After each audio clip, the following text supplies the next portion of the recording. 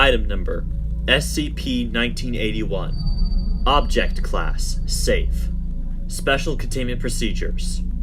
SCP-1981 is to be kept inside a secure video storage unit at the Media Archive of Site. When in use, SCP-1981 should not be removed from its casing or exposed to any strong magnetic sources. A Betamax home video system and an analog television have been provided in Observation Theater 02 at site, as well as video equipment to record viewings. Description: SCP-1981 is a standard Betamax tape. Ronald Reagan, cut up while talking, has been handwritten on the adhesive sticker and felt-tip pen. Laboratory analysis indicates that SCP-1981 is made up of ordinary material. Its serial numbers correspond with home cassette tapes produced in September of 1980. SCP-1981 was initially encountered by a filling clerk in the Ronald Reagan Presidential Library in 1991, who upon watching it alerted the police with the intent to find the tape's creator to press obscenity charges. A low-level police investigation was conducted, at which point the Foundation was alerted and secured SCP-1981. Class A amnestics were administered before could be notified. Further investigation of the library's records by Foundation personnel failed to yield any leads on SCP-1981's origin. SCP-1981 appears to be a home video recording of former United States President Ronald Reagan delivering his Evil Empire speech to the National Association of Evangelicals at Sheraton Twin Towers Hotel, Orlando, Florida, on March 8, 1983. However, at 1 minute and 10 seconds, the speech begins to deviate heavily, eventually resembling no known speech ever made by Reagan. Beginning at approximately 5 minutes, multiple incisions, lacerations, and penetration wounds can be seen being slowly inflicted, though no corresponding source of these wounds is visible. Despite suffering bodily harm that would likely incapacitate an ordinary person, Reagan will continue to deliver his speech until either his vocal cords are severed or the tape degrades to static at 22 minutes 34 seconds. Upon rewinding SCP-1981 and initiating playback, Reagan will deliver an entirely new speech, often radically different from the ones previously observed. Topics have included torture, child molestation, and ritual sacrifice.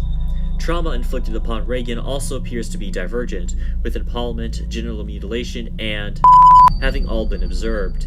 In roughly 1 in 7 viewings of SCP-1981, a figure clothed in black robes with a conical hood will have replaced a random member of Reagan's press detail, henceforth referred to as SCP-1981-1. The significance of the appearance of SCP-1981-1 is currently unknown. The speeches delivered by Reagan are mostly incoherent, lacking any sort of underlying thematic structure and largely being composed of nonsensical anecdotes and parables. However, occasionally references are made to future events that Reagan could not possibly have known about or predicted, such as the September 11th terrorist attacks, the results of the 2008 Russian elections, and for this reason, rigorous time and effort has been devoted to recording the speech delivered on each playback. Attempts to replicate SCP-1981 onto a similar Betamax tape have met with failure.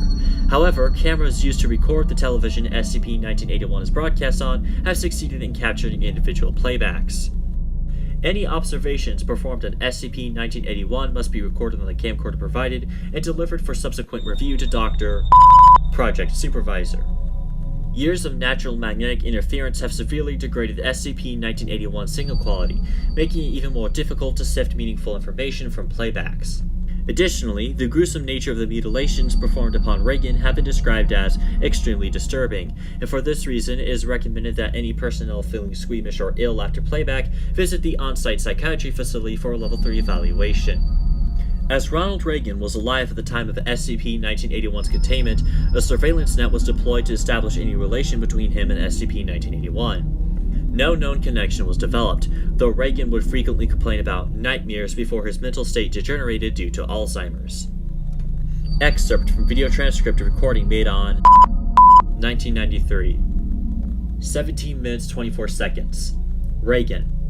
A renewal of the traditional values that have been the tenets of this country's strength. One recent survey by a Washington-based researcher concluded that Americans are far more willing to participate in cannibalism than they have in the past 100 years. America is a nation that will not suffer abominations lightly. 7. And that is the core of the awakening. 12. 18. We will stop Al-Qaeda. Now there you go again.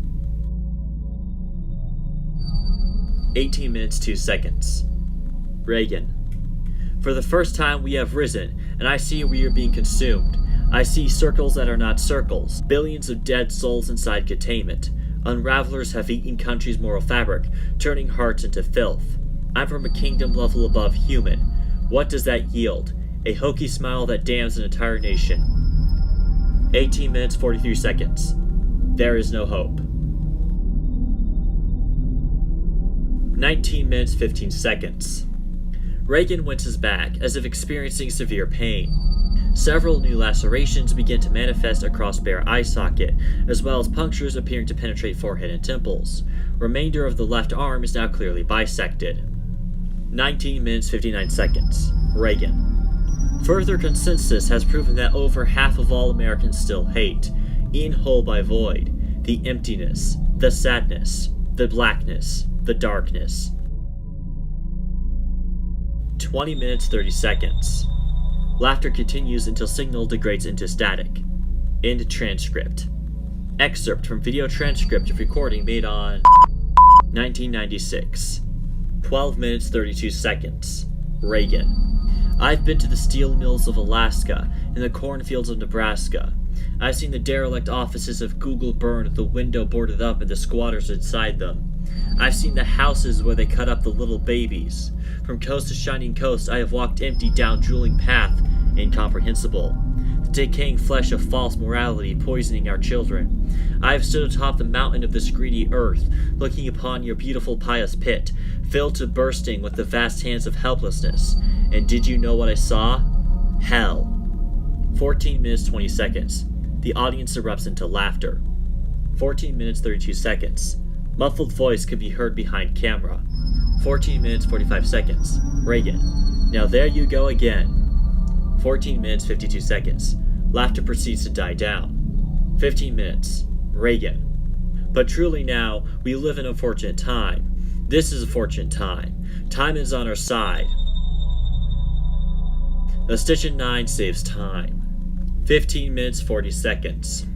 There are your truths and there are my truths. There are known knowns, known unknowns, and unknown incomprehensible. Some of them are in the audience right now.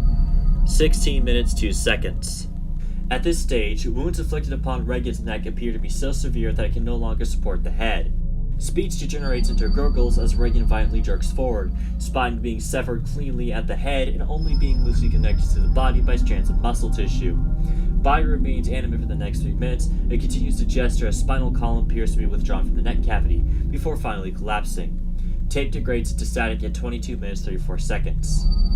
Video transcript of recording made on 2002. Redacted. 05 level clearance acquired.